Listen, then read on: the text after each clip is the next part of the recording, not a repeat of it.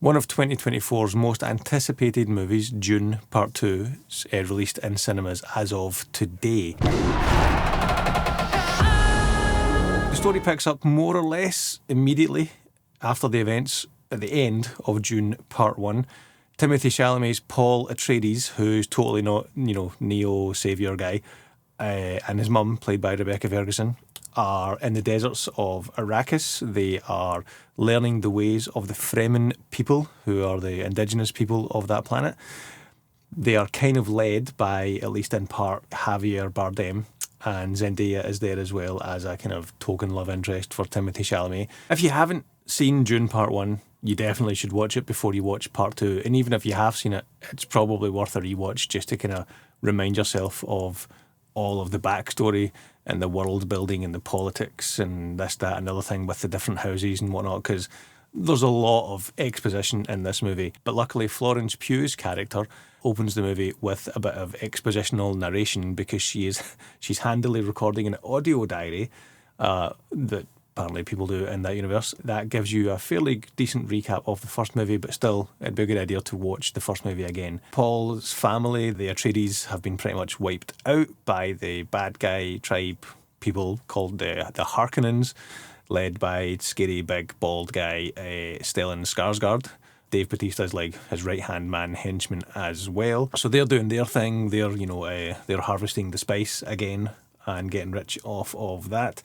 There's a few other kind of like world-building, politic-y type things happening as well, but I won't go into too much detail. Basically, the gist of the story is Paul survived the events of the first movie. He is living and training and learning the ways of the Fremen people. That includes, the big worms that we all have saw in the trailers. And, he is gearing up to, avenge his father and take back the planet. Story-wise, plot-wise, there's not much to it more than that. So, how does it fill out a almost 3-hour runtime? Slowly. Very, very slowly. The issue I had with it is kind of similar to the issues I had with the first Dune movie. I thought the first Dune movie was too slow as well. After the midway point, after the attack in the first movie, the pace just takes a nosedive and just goes at a snail's pace. Not a sandworm's pace, but a snail's pace. The second movie starts at that same snail's pace and kind of stays at that snail's pace for the duration. It's a lot to sit through.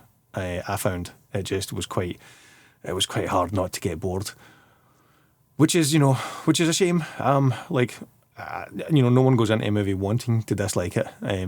Even though a lot of Madam Web reviews would make you think that. But I went into this thinking that, the trailer made it look a lot more exciting than I found it to be. There's a lot of talented people involved.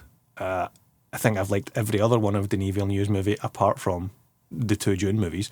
All of the cast, and it's a packed cast. You've got returning cast members like, Timothée Chalamet as the main guy, as Paul Atreides, Rebecca Ferguson as his mum. You've got Josh Brolin as like general army good guy. Can't remember the character's name. Like I said, you've got Stellan Skarsgård back as Baron guy. You've got Dave Bautista, which is always great to see Dave Bautista in a movie. It's amazing to see the transition he's made from pro wrestler to like actual actor. You've got Javier Bardem back as like one of the Fremen tribe leaders. You've got Zendaya back, who's also part of that collective. I'm probably forgetting a few key characters as well that have returned, but newcomers to Part 2 would notably be Christopher Walken as the Emperor, Florence Pugh as his daughter, who, as I mentioned, does the expositional diary narration thing at the start. And then probably the most prominent newcomer would be Austin Butler's Phaedrafa. I can't remember his name, but he's like he's one of the Harkonnens. He's another nephew of Stellan Skarsgård, Baron. He's probably the standout in this. Even though you've got Christopher Walken and Florence Pugh in it, they're kind of like just extended cameos. They don't really have a lot to do until the very, very, very end. There's a few scenes with them dotted throughout the movie, but like the way the trailers are for this movie, and the way the marketing has been with them, like Florence Pugh has been, going around with the main cast as part of the press tour. So based on the trailer and based on the press tour, you would think that she had a much more prominent role. She doesn't, or at least it didn't feel like she did to me. It felt like she was barely in it. Likewise with Christopher Walken, but I was kind of half expecting his role to be fairly limited, but I did think that Florence Pugh's role would be bigger than it was. But it wasn't. There are things that I did like about the movie. Visually and audio-wise, it's like a 10 out of 10. You've got probably one of the best cinematographers working in film today in Roger Deakins. You've got one of the best film composers working today in Hans Zimmer. The tech team doing the sound design and the VFX, all of that is like 9 out of 10, 10 out of 10, top tier quality work. It looks great and it sounds great, but it's just I just keep coming back to the pace. It's a snail's pace. I'm aware that it's an unpopular opinion to not like the Dune movies and to not like Dune Part 2. The buzz online in general, from what I've heard so far in the past few days, is that a lot of people are loving this movie.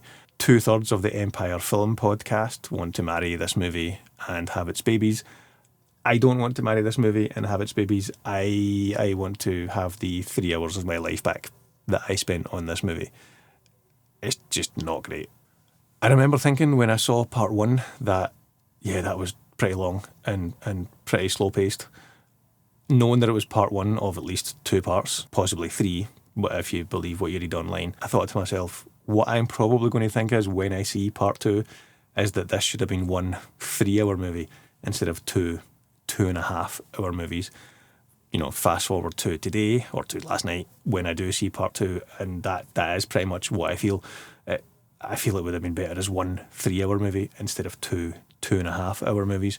Now I know that there's the book or the books to draw from, and there's a wealth of world building and information and characters in those books, I'm sure. They probably had to cut stuff out to squeeze into 2.5, almost 3-hour movies. I'm sure that fans of the books, and fans of this would want even more and want even longer movies. But I don't. I wanted this to be a shorter, better paced movie. So I'm going to give Dune Part 2 5 out of 10.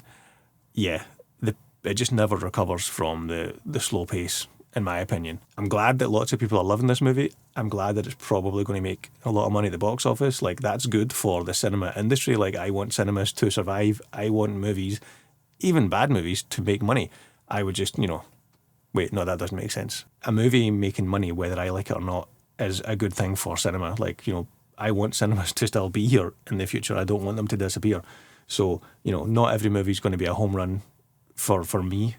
People have different opinions. I'm glad that people are enjoying it. I'm glad that it's making money. That's a good thing for the industry. I just didn't dig it. Can you dig it? That's us, folks. Thanks very much for watching. If you liked this video, hit that like button. If you want to see more like this, you can always subscribe, and I'll catch you in the next video.